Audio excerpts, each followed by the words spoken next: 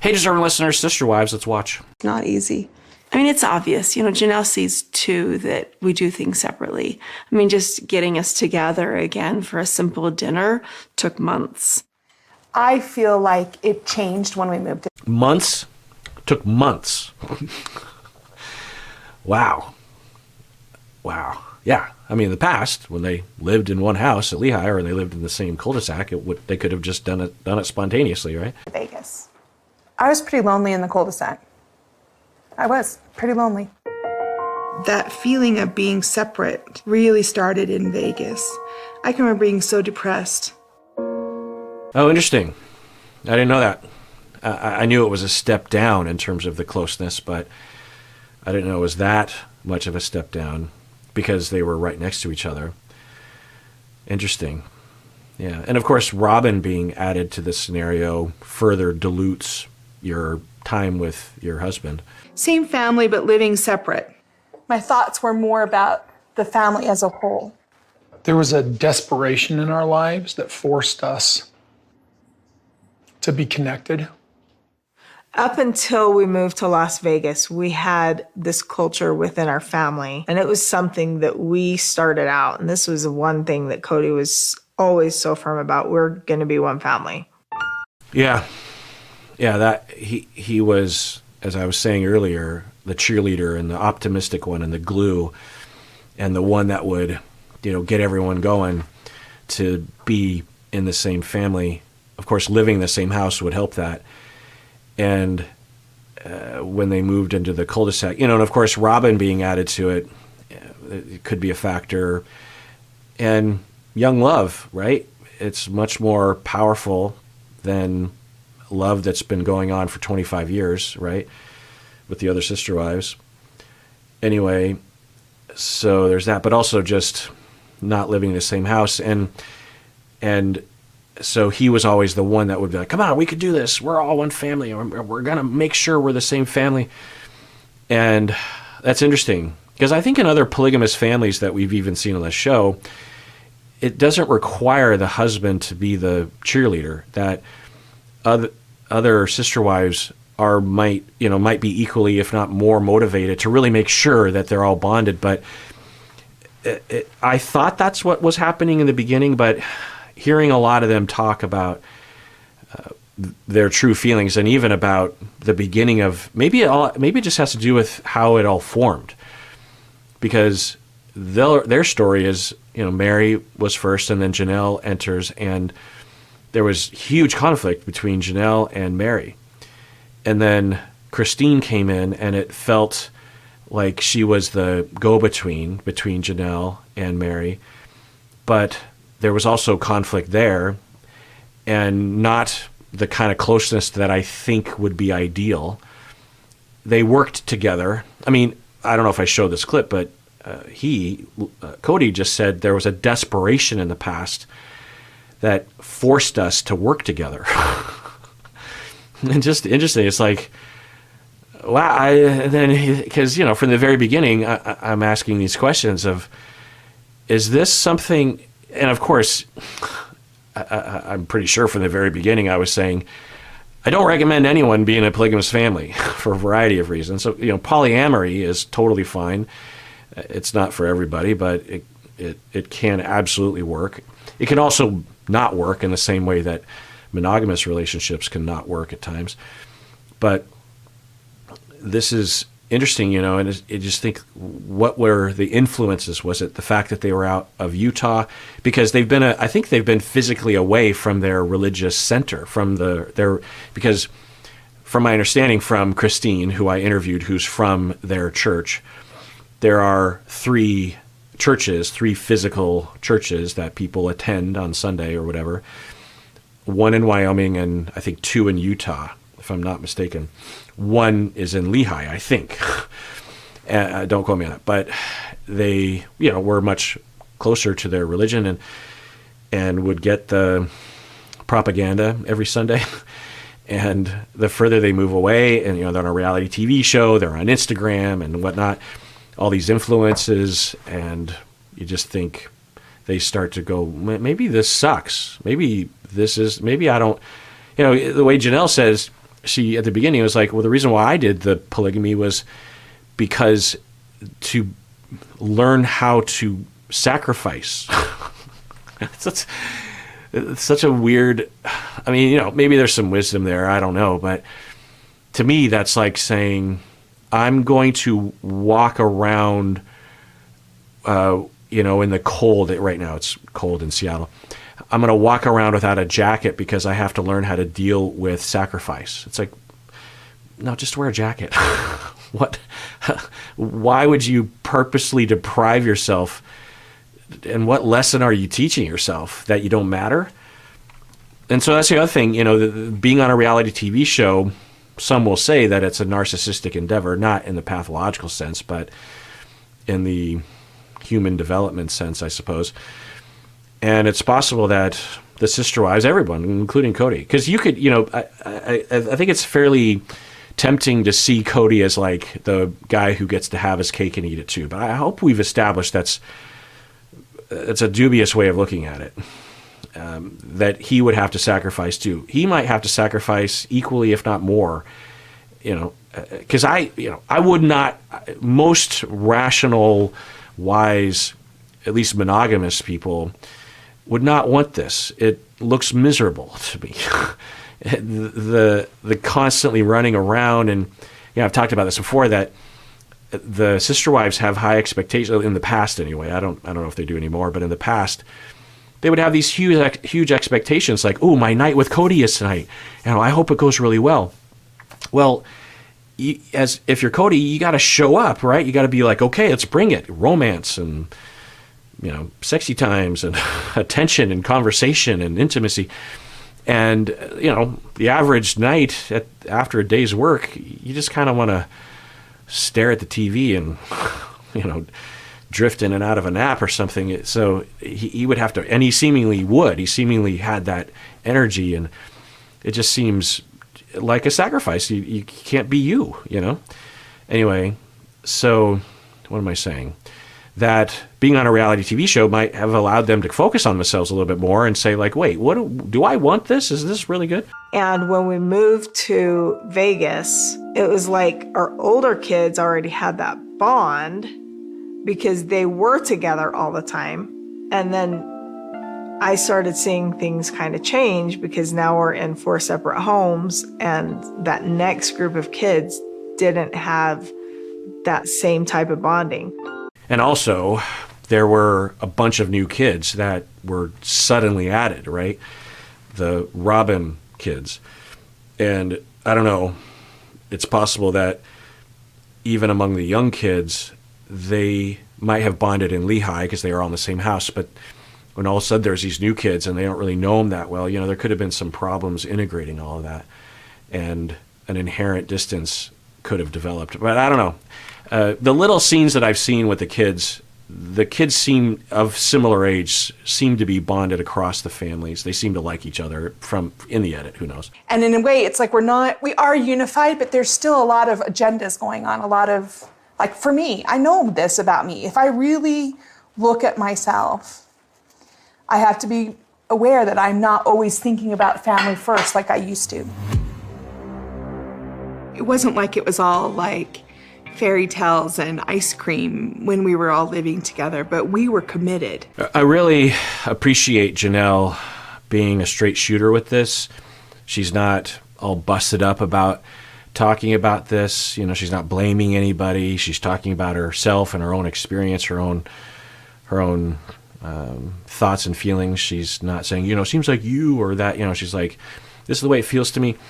And she's not shying away from it, but she's also not making a lot of excuses like, I'm sorry, I don't know if any, I feel like others in the family would have a harder time just stating what's going on. So I think we're witnessing maybe Janelle's role that might be related to her disposition and her strengths. Because often in fights, in terms of the edit, she takes a back seat. Maybe because she's just more level-headed. She's talked about that. She's just like, I don't know, I just don't really get rattled as much as Mary and Christine, particularly Christine, she would say. This episode is sponsored by BetterHelp. So when it comes to dating, people sometimes ask me about what sort of red flags and green flags they should watch out for. But the problem is that just knowing these flags, if that's all it took, then dating would be a breeze, right? And we all know that it's not a breeze. As a therapist, I have discovered that in order to help clients with dating, we need to go way beyond these flags. We have to talk about their attachment, their schemas, their relational traumas. And with these sort of things, it requires a personalized exploration that you can really only get in therapy. Well, one place you can find a therapist is at BetterHelp. If you're thinking of starting therapy, it's definitely worth giving a try. They have over 30,000 therapists with a wide range of specialties. So discover your relationship green flags with BetterHelp. Visit betterhelp.com/Kirk today to get 10% off your first month. That's BetterHelp, HELP.com/Kirk. I need you to chime in here because I know that you have thoughts here about this. Come on, Mary, don't leave me hanging, man. Okay, interesting. As I said all that. But understandable that Janelle's just like, because it looks like they're all just kind of moving on with dinner. And, who knows, maybe they've already been talking for hours, but Janelle is like, hey, Mary, a little help here? Because, Janelle would intuit that Mary would see this as well. But I think asking Mary to do this is too much for her. I don't think Mary, it could be both, that she just doesn't feel safe to really talk about herself. But also, the whole thing with her daughter, with Mariah, it seemed pretty clear that Mary doesn't know what she's thinking. I don't think she is in connection with herself, which made her much more easily manipulated by the catfisher, right? Because that person just started defining things for her. And maybe this whole religion and this polygamy defined thing. I don't know. But because, you could see even in the beginning when it was just Mary and Cody, that Cody took up more space than she would. And she might both want that because without a Cody, she doesn't have a direction, but she could also highly resent it, So I think asking for Mary's support isn't going to work because I don't think Mary knows what she wants. I wonder if Janelle will turn to Christine. I think that would be the next thing she would do, because for Janelle, she can't ask Robin because Robin's never known what it was really like in the family. You said the same thing to me. I'm having a hard time remembering this conversation that I had with Janelle, but I do agree with her. When did we talk? We were on the couch, actually. And you commented that you thought it felt different. Gosh, why do I not remember this conversation? It's weird to me that she doesn't remember. Don't leave me. Yeah. So two things I'm reacting. These are just two psychological phenomena that I'm reacting with. One is that when people are raised in a certain way, the first few years of life, that is more hands-off and neglecting, which we could imagine that Mary could have been through. We don't know. There's no data along these lines.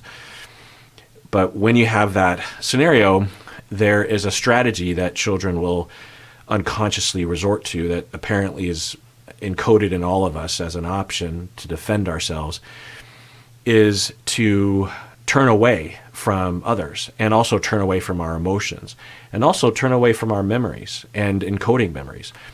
Listen to all my episodes on attachment theory and on neurodevelopment and on avoidant attachment, dismissive attachment. But one of the research findings is that people with avoidant dismissive attachment are more likely to have a harder time remembering things, particularly emotional things, because the theory goes that when you're a young child and throughout your life, you are better off not encoding memories. You are present and you're experiencing things, but the brain learns it's easier if you don't remember because then it won't plague you.